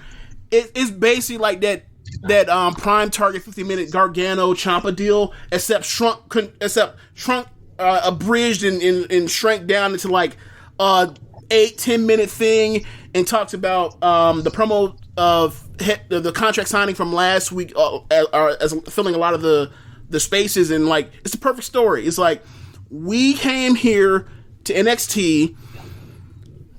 I was the backup guy for you, and you were doing all this evil shit, and we didn't care about anybody. We just beat everybody's ass and ran this place. You lost the title. You had another shot at it. You lost the title again to Balor. I faced Balor. I have the best match in NXT that year. I have another match with Balor. I have respect for this dude. I want him in Undisputed Era. That, and basically Adam Cole says, like, that's when I had a revelation of like, oh, okay, you're not really a winner. You're a side guy. We thought we were all dogs. You're not a dog. You are a lap dog, but you're a lap dog. And Kyle, the way Kyle describes it is, we came here, we took over this promotion, this brand. All four of us did that because we're all killers, or something along the lines. We're all killers, or something like that. Or no, we all became stars. But I'm the only person out of us four that actually became a better person, and talked about like when he was helping, more or less alluding to stuff with like helping out Drake Maverick when he was getting his ass whooped earlier at the beginning of the year or whatever else, or towards the end of last year, like talking about that stuff, and then like talking about how he turned babyface in his relationship with Finn Balor or whatever else, and it said like, bro, I think it's along the lines of like, I have to pretend that everything that we did over the last few years meant nothing, because if I think that like it meant something, I won't do what I need to do because I need to put you down. Classic Triple H line, put you down. And he says that like, look, I don't, and when I think of it as far as our friendship and as far as it mean nothing, like I sleep better. I sleep at night. I sleep good at night now in ways I didn't before. It's just talking about like, you're evil, you're a jerk, I changed, you didn't, and then like Cole sees it as you've become somebody else, and like I'm burning Undisputed to the ground. Like it's I don't want to say out of nowhere because they've been building this for months and months now, but like getting to this point from when he kicked him in the face is like, this is one of the hottest, most personal NXT feuds in years. Like I've talked about this with the Balor thing. It's like I've always liked O'Reilly, but I did not know that he was this level of promo. And once you put that with like what he did with the Balor thing into here with Cole, and Cole's obviously a way another level of promo than Balor, it's like this feels like this should be like the WrestleMania Takeover main event. This should be, but it's not, because we're going to talk about the next thing. Balor vs. Cross. It's it's the hot. It is the WWE Wrestler of the Year so far, Finn Balor, who's been hot as fucking fish grease since October, versus Cross, the person that never lost the title because he won it, and he fucked up his shoulder in the week when he won the title, and he's back now. God bless him having to follow O'Reilly and Cole. God bless him. God bless him. That's pretty much all you can say. Like, all I'm gonna say is this: if Finn Balor gets a great match out of Cross, like, great. That's a success in that. I don't really know who wins. I would prefer if Balor stayed champion, but like, honestly, like, at this point, like, given all the stuff, the way he looks, the way he talks, the way he dresses, the way he acts, his size, Like, there's no reason why, like, Cross couldn't be called up. Like, I personally want, I think the best story for NXT going forward would be, he does this thing, O'Reilly does this thing with Cole for a while, and then eventually we get back to Cole O'Reilly, and O'Reilly becomes the NXT champion. Like, I was saying this during the year-end thing, now that they're going all the way with this Cole thing, I don't know how you're going to have something this fucking hot. They're going to have a classic fucking match, and then eventually, like, just let that just slide or whatever else. Like, no. They have to finish off the story they've told since the beginning of, or since the fall. Like, I don't know how this happened out of nowhere, but, like, O'Reilly has become my favorite watch in NXT, with his matches with Dunn, his matches with Balor, he's just knocking out the fucking park. So yeah, man, I think we should just move over to talk about some small Stardom things. This morning they had a Stardom show. You haven't seen it yet, and there's a lot of stuff that comes with it, so we'll talk about that on a later show. We're going to do a midweek show to preview WrestleMania. We'll talk about that show then when more people have been able to see it and everything. But if you haven't watched that show, leave now. This is a big spoiler. Well, I mean, hopefully you didn't read the fucking... Fast forward. Huh? Or fast forward, like, 5 minutes. Yeah. Hopefully you don't look at the notes in the description. Otherwise you get spoiled. But, yeah, at the end, after the semi-main event, Utami versus Bea, Utami wins the match. Great match. And Bea gets on the mic and says... Utami, lately she's been doing the thing where, like, everybody sucks. So, and I find it fucking hilarious. But she's like, I think you're quite strong. I think you're a great wrestler. I think you've gotten better. And actually, they had Momo do commentary. She had a match earlier. She came and talked during that. So then she told Momo to come into the ring. She says, and Momo, I don't think you suck. I think you're my best friend. And then she starts crying. I don't know if Utami started crying, but Momo started crying. And then she says that, like, she talks about how, her time here really shortly, and she says that this is her last match, and this is her last match in Japan. She didn't say where she's going or anything like that, but it was her, and it was Utami and Momo in the ring, and they had a triple hug, and she walked out and left, and the crowd gasped. And she's out of here, apparently. It sucks because she left and it was her best match in Stardom. So you think, Bea earned her streamers finally? I mean, she's more than earned her streamers. I think that for people that do not like her, I think there is a valid reason to not like her. I don't think most people feel that way. I think most people don't like her because she took opportunities from my favorite, which is like, if you do not like Bea, I think a lot of that comes from things that weren't things that she did or possibly have done. I think you're more mad at Will Ospreay, not her.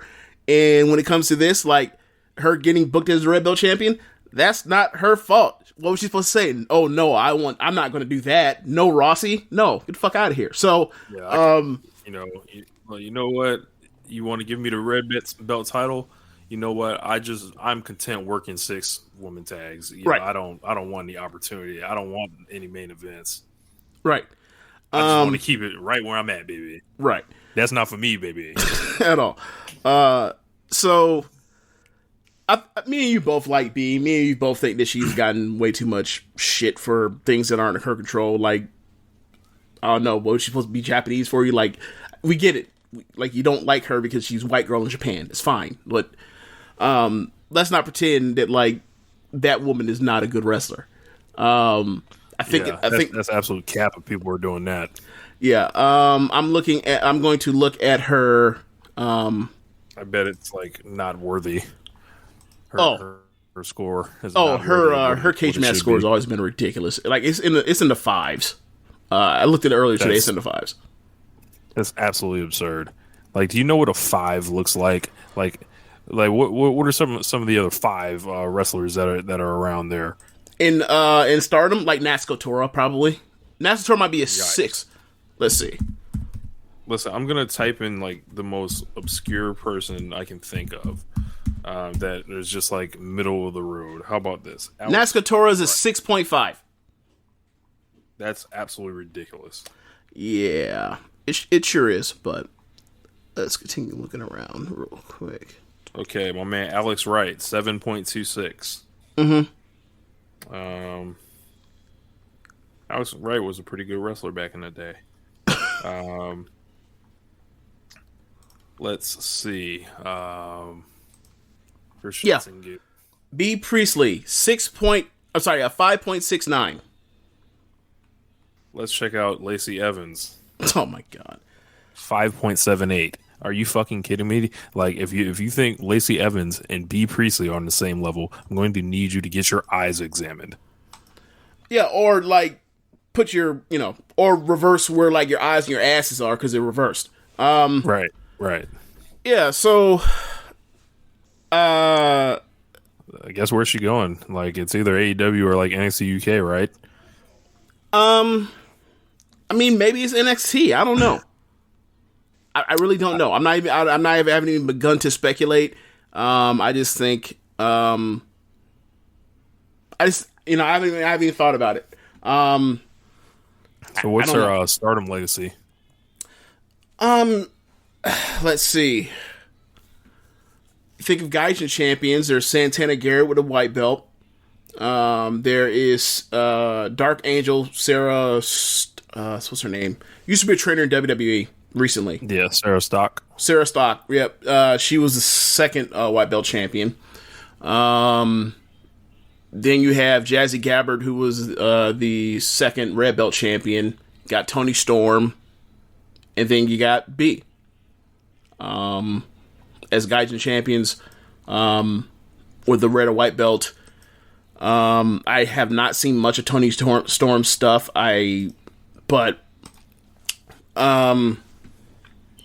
And I think a lot of people did not like her reign because obviously she wasn't there the whole time. She didn't tour and stay in Japan. Like, she won the belt because she wasn't supposed to win the belt at the time, and then left, handle her other commitments, and then would come in like, sporadically. She wasn't regular. After a certain amount of time. Like, you look at Bea, like former red belt champion, two-time tag champion, one with Jamie, one with Konami, trios champion. Yeah, I mean, sounds like she has a pretty strong resume, and that matches with the match output. Yeah, like I think the thing with her that hurts her is a thing that hurts a lot of people is people watch Stardom, they watch the Korakuens and the big shows. These Cinderella shows or whatever else. And they don't really watch the TV / house show, whatever you want to call it, right? And that's no shade to anybody. You got to, watch whatever you can watch. But Bea was one of the most consistent performers since I started watching in January 2019. She's a person that goes in these tags and gives effort. Whenever she's in the ring, it's fun. She matches up and meshes with a lot of people, whether it's Tam or it's Mayu, especially Mayu, whether it's someone like a Julia, someone like Jungle. She was one of those people that will come out here and give you good effort on an consistent basis, and you can see her progressing it better. I think she's a better wrestler than she was even when she won the red belt. Now, but the matches are there. Was she someone that was reeling off 4.5 star matches? No. This last match she had, maybe 4.5 stars. I'm probably somewhere between 4.5, 4.25. And she gave her all in that match. She took one bump in that match where people tease the apron. I'm going to German suplex you and someone holds on the ropes for dear life. Oh, we're going to do it. No, the fuck you're not. She did that spot with Utami. Utami was able to get an elbow off and back elbow her, and she fucking took the bump on the floor. Half her back landed on the mat and the other half landed on the ground. to get this match over, like in the beginning, like the first third of the match. Like she put her all in this match. She wrestled like knowing what you know now. You see like, oh, she wrestled like this was like she knew this was her last match. Obviously, it's apparent now. But I think that her red belt reign was clearly overshadowed by Arissa's white belt reign, but not something necessarily sneeze out. Like all those matches are high threes. I think the worst part is like I think her best title match was her match with Konami that was in a Korakuen Hall show. I think it was Sapporo, the second show of a double header. But I mean, you go through it like she won the belt against Kagetsu at in that May show, that Golden Week show. That's like four and a quarter. She has a match with Konami, just mentioned. She has the match with Momo. She has the match with Utami. She has the match against Hannah. That's one of Hannah's best matches. And then she, has the match with Mayu. And like, if not for that spot where her foot slips and Mayu almost dies, like that's her 4.5 star match right there. Just didn't work out. I was gonna say, and she'll always have the legacy of the Stardom 2019 One Nation Radio Wrestler of the Year. But to talk about that part where it's like the consistency and about her is like, I went through and looked through her the Grand Prix from 2019, and I remember at the time, or not time, I just remember her being like really high up there as far as like that tournament, as far as average star ratings from my star ratings or whatever else. I looked at it. She ended up being fourth, but really it's third because Utami only she broke her hand halfway through through the tournament. Like the people that wrestled their 8 matches, she finished third behind only Mayu and Kagetsu. She finished just in front of Momo. And that's what I meant by like she brought it when she had the opportunity to. Like, she also has the match with the tag league final with Arissa and Tam against her and Jamie. She has her white belt challenge against Arissa in January of 2020. And then, she had to go away. And then she came back and she was in Oedo Tai. And it's real rough to be in fucking Oedo Tai around this time. Like, thank God she came back and was in Oedo Tai. And thank God that, like, they decided to... Sorry? I was going to say, what was that thing you were calling Oedo Tai right now? Oh, Oedo Tai is a crack house right now. Like, I was gonna get to that, but like, when she came back, when she came back, it was her and Konami and Natsuko being just one of the worst wrestlers in professional wrestling.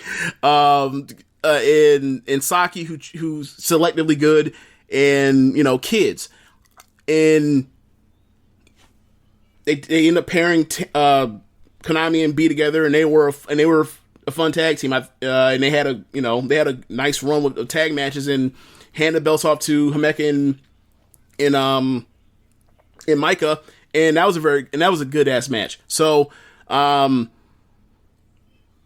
look at it, it's like, also the big shows lately when they did that the October show, her match with Momo was like 3 3/4. Her when she gave the belt and dropped it off to Shuri, that was a very good match as well. Like, I'm sorry, you cannot convince me that I did not see what I saw for the last 2.5 years. Like, she's a very good wrestler that can, she is a, at worst, good wrestler that has very good ass matches and sometimes even a great match on occasion. There are people rating her a 0 out of 10 on Cage Match, so it's like, come on, it's completely ridiculous. Come on, like, I'd have to look through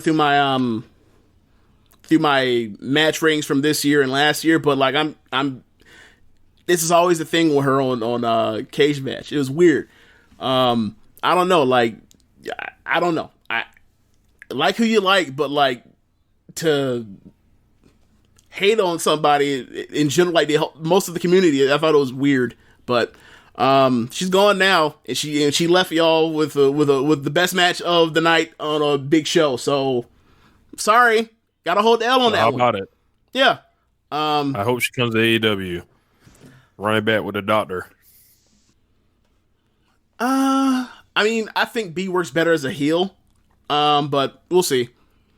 Yeah. But yeah, let's get to these listener questions. Questions. So we put a call out for questions, and thank everybody for sending those in. And we got a lot on here, it looks like. So let's go with the top. So first question comes from Stale Burger Bun. Hell of a name. He said, "Why is Cody the way he is?" Oh man, that seems like a podcast like on its own, right?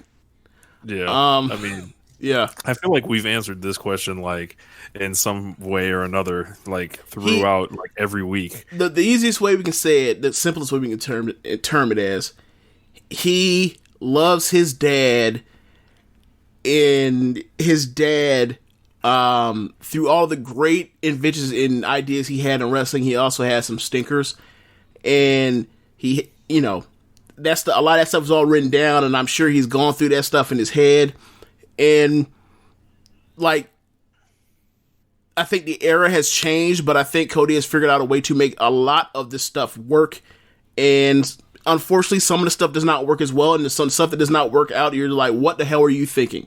But he's going to try. He's going to try things, and I admire him for that ambition, because it damn sure won't be me if I had gotten to where he's gotten and then decide to like still try the things he tries. I think he's a young legacy person that got put and pushed very early in his career, probably before he was ready, and then he inevitably crashed back down while he was reaching probably his physical prime and all that. So I think he's trying to, you know, just prove something to himself and, you know, the audience, like, about how he wants to present himself and his style of wrestling. I think that leads to some erroneous decisions. It leads to some great stuff. I'll say this about Cody. He's got to be, his confidence and self-esteem has got to be sky high, because I'm pretty sure he's very honest with himself. He knows his abilities. He just doesn't care. He's just going to try to overachieve. Like, you know, there's always been, like, you know, the Jeff Jarrett type comparison there with those guys. And I mean, it's apt, but people forget Jeff Jarrett was like pretty good. It's just there was funny stuff with Jeff Jarrett too, especially all those times. Like, I watched some videos, like every Jeff Jarrett title win in TNA, bro. It's absolutely ridiculous. Like the way, like this, they booked this man like he was God Almighty. Like, I just nuts. But I don't know, man. Cody doesn't bother me the way he used to. And I think he's got something going with it, with being a babyface right now. I don't want to see him turn or anything. Like, I don't think it would necessarily fly. Yeah, I mean, he'd be great at it. Like, he would probably, you know, piss me off a whole lot. But I think he's kind of found the role he should. Like, look, man, we thought Cody Rhodes was going to be a main eventer 10 years ago, James. Damn near. Something approaching that, yeah. So we were right. Let's say that. Yeah, I think that about sums it up. Like, there's an over ambition that exceeds, that like doesn't cut off like the I don't know. Like, you ever hear about a lot of talented people not thinking they're good enough? Cody's like the opposite. Like, he's like of marginal skill, but he's like, you know, fuck that. Like, I think a lot of that. I think the things that he does, like, it works very well, and then like you have to have concerns about will they continue the work.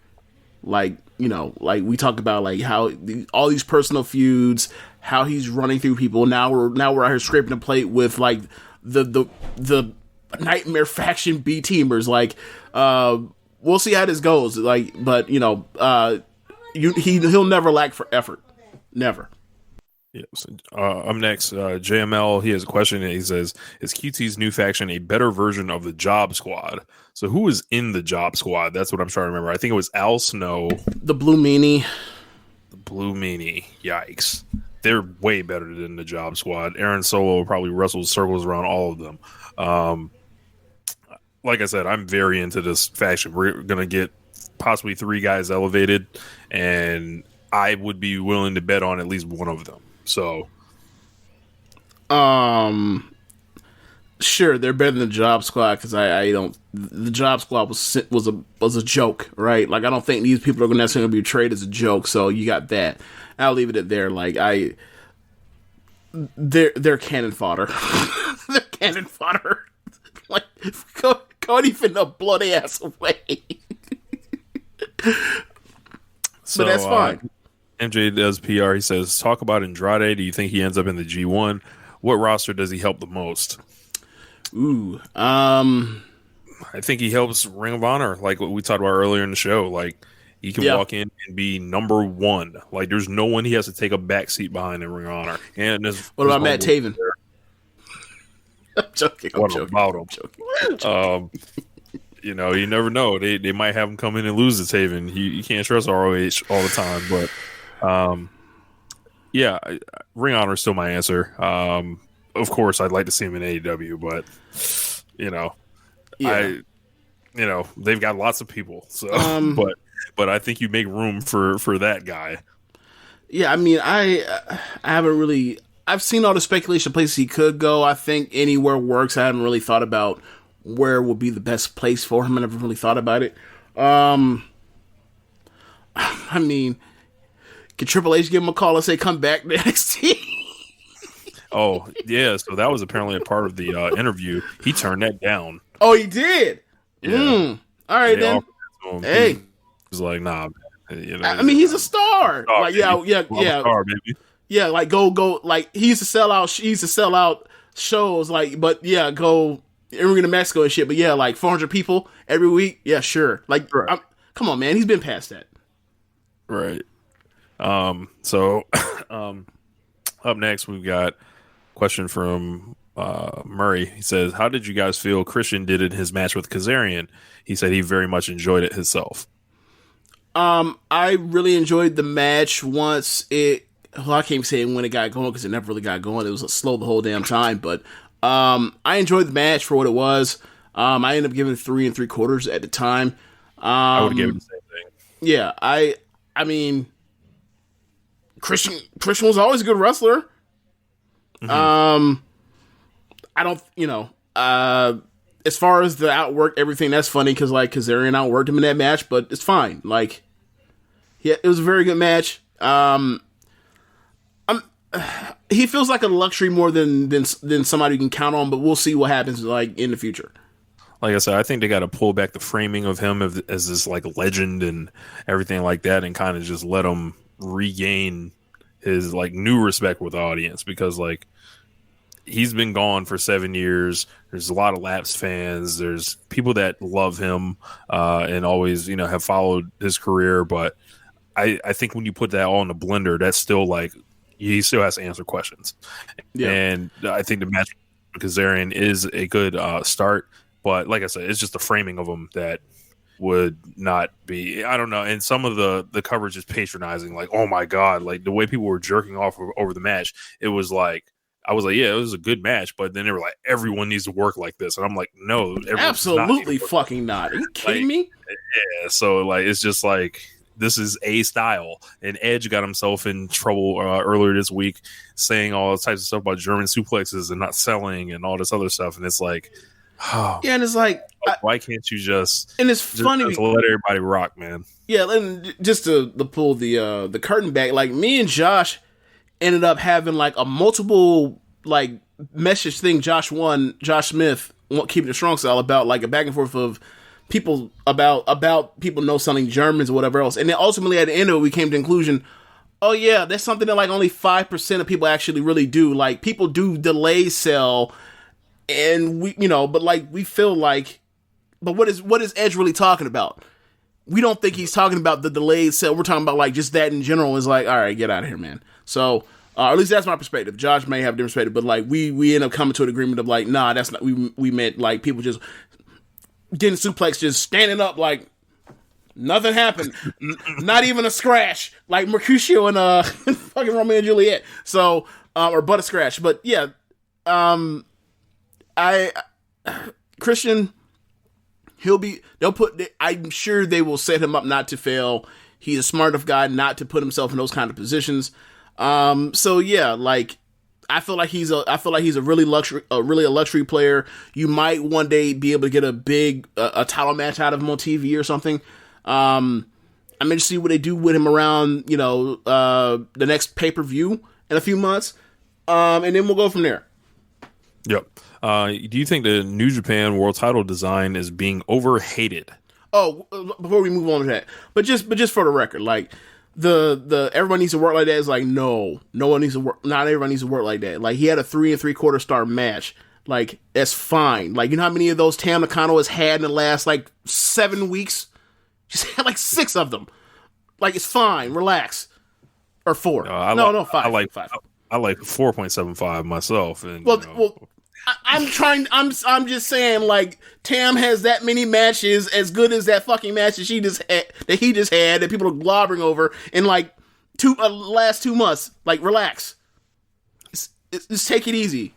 I'm already kind of coming around on the New Japan World Title design. Spoiler alert: Will Ospreay defeated Kota Ibushi. Saw some pictures of Will with the belt holding it up, and I thought it looked right. Like, I mean, and we might as well talk about Will winning the belt a little bit. It seems as if they made the belt for him and then put it on Ibushi first, right? Yeah. Ospreay, it has wings on the fucking design of the belt. Yeah, I guess. Yeah. This is I guess there are a lot of people upset about Will winning the belt. I say screw him. I think the Empire is the best thing going in New Japan right now. They unveiled Toa Henare, who now goes by Aaron Henare, completely repackaged, looks like a fucking killer. I saw a picture of it, yeah. And the unit around him, they're all like big, strong wrestler guys like Okan and Cobb and now Henare. And Will being the champion is just like, it's about fucking time. Like, he's been the best wrestler in the world before. Like, maybe still, like, New Japan doesn't care about the stuff y'all care about. Like, y'all just got to get over that. Like, either just don't watch, like, and I hate to say that, hey, you don't like it, don't watch. But like at this point, you're asking them to care about some shit morally that they don't give a fuck about in that country.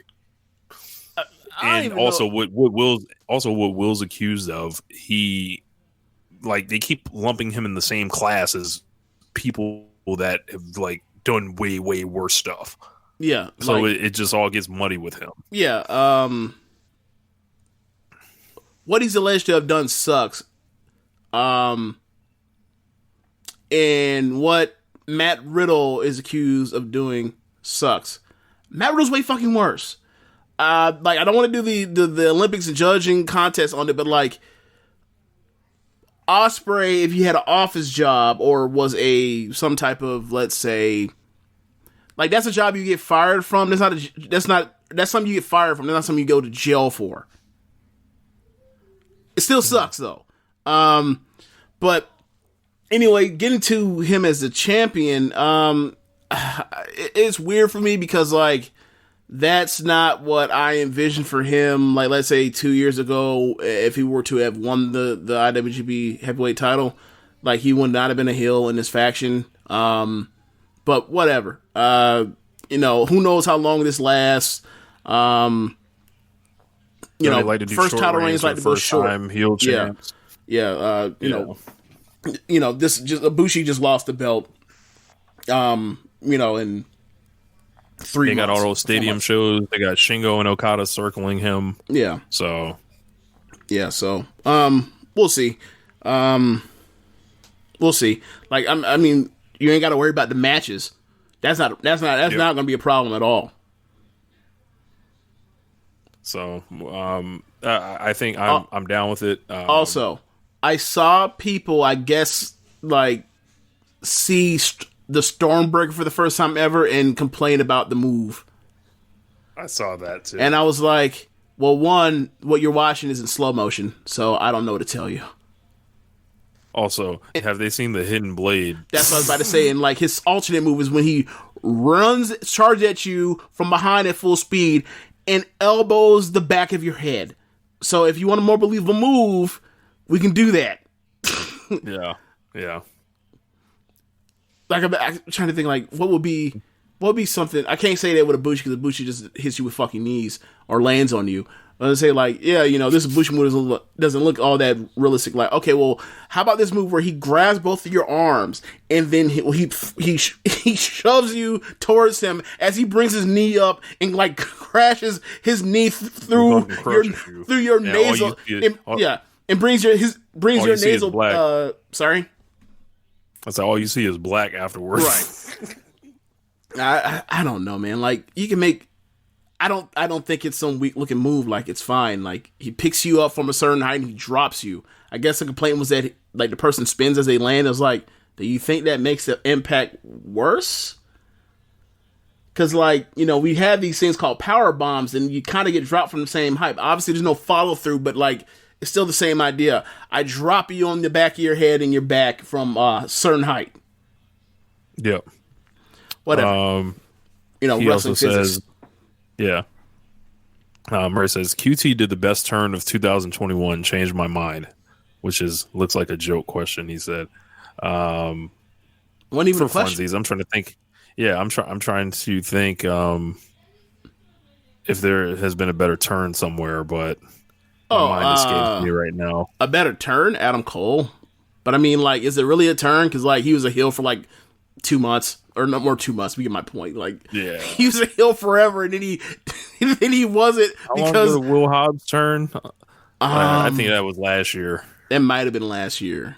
Yeah, I think it was last year.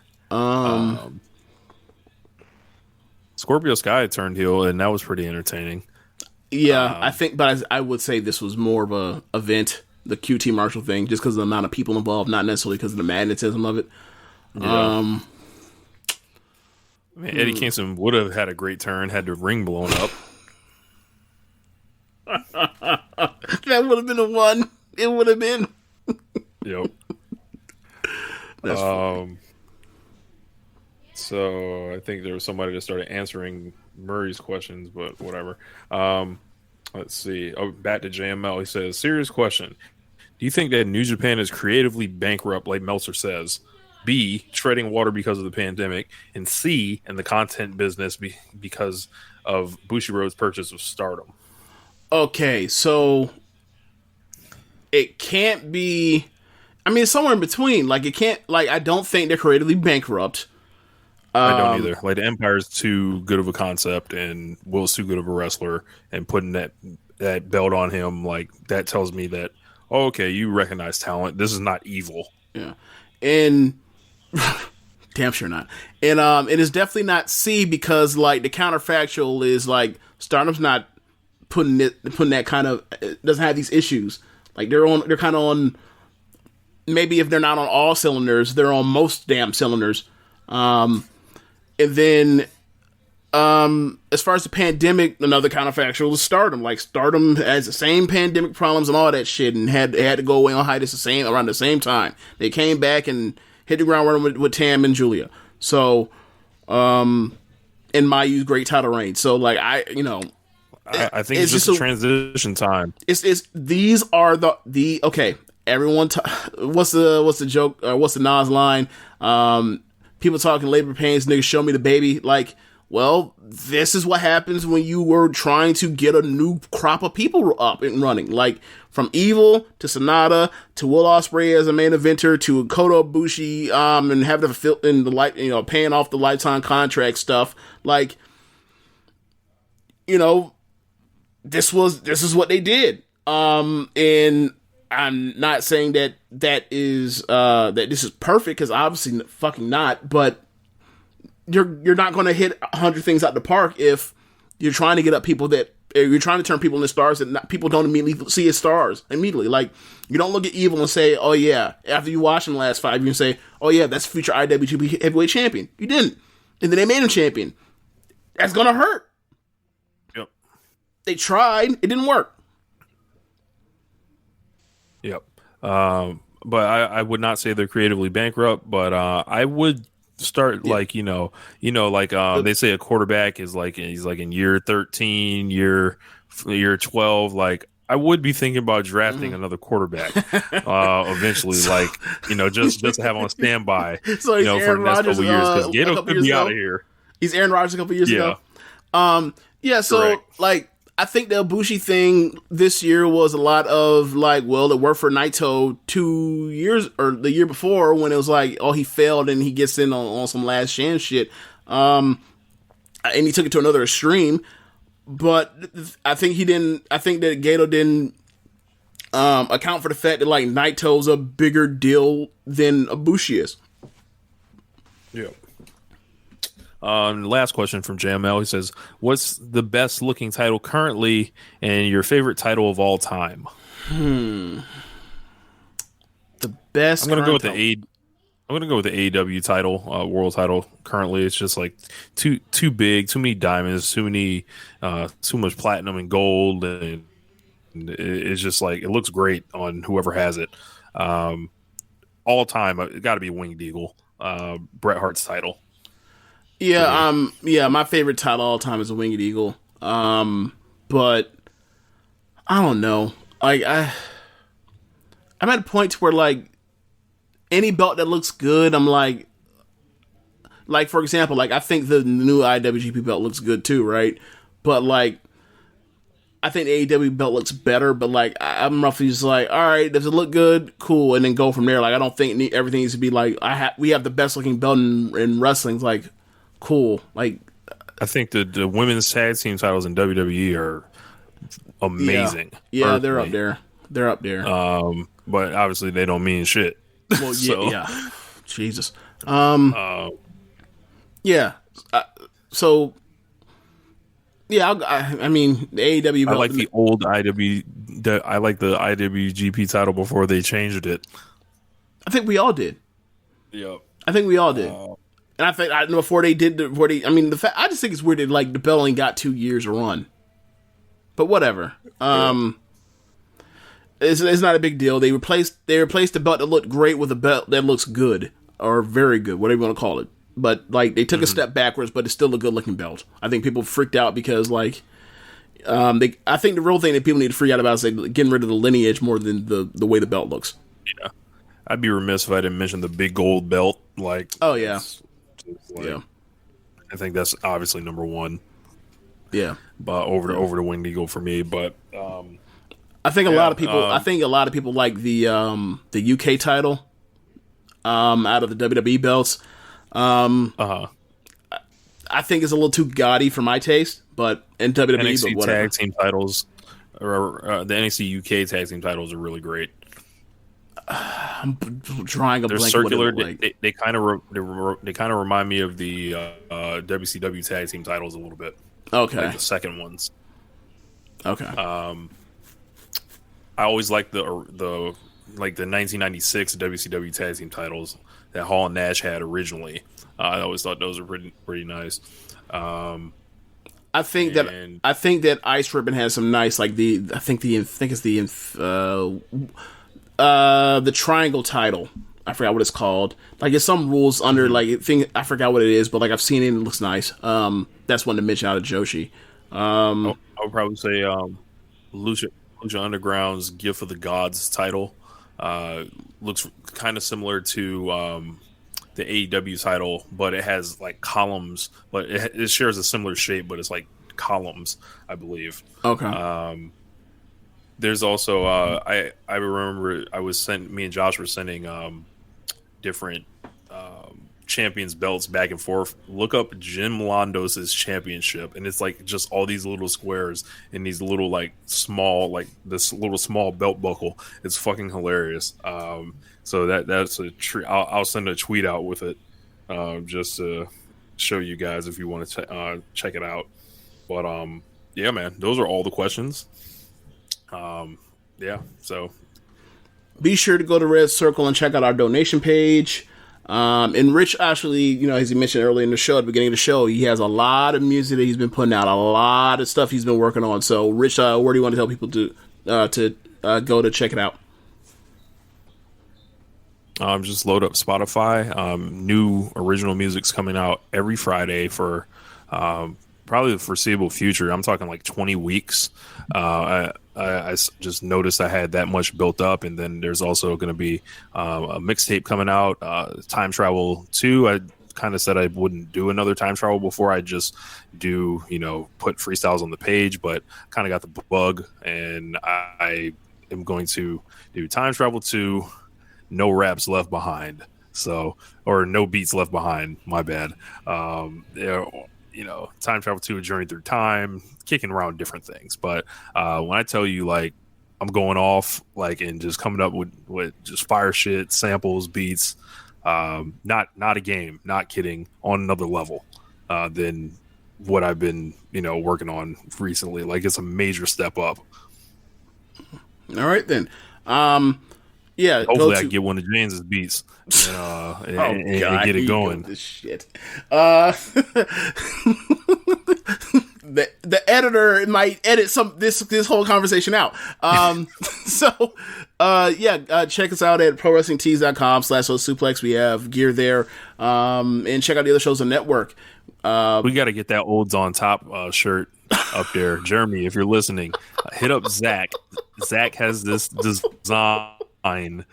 Olds on Top, dedicated to all the olds in wrestling prospering this year, like Keiji Muto and Goldberg and several other motherfuckers like Sting, Christian, like Edge. Olds on Top, Edge, Randy Orton.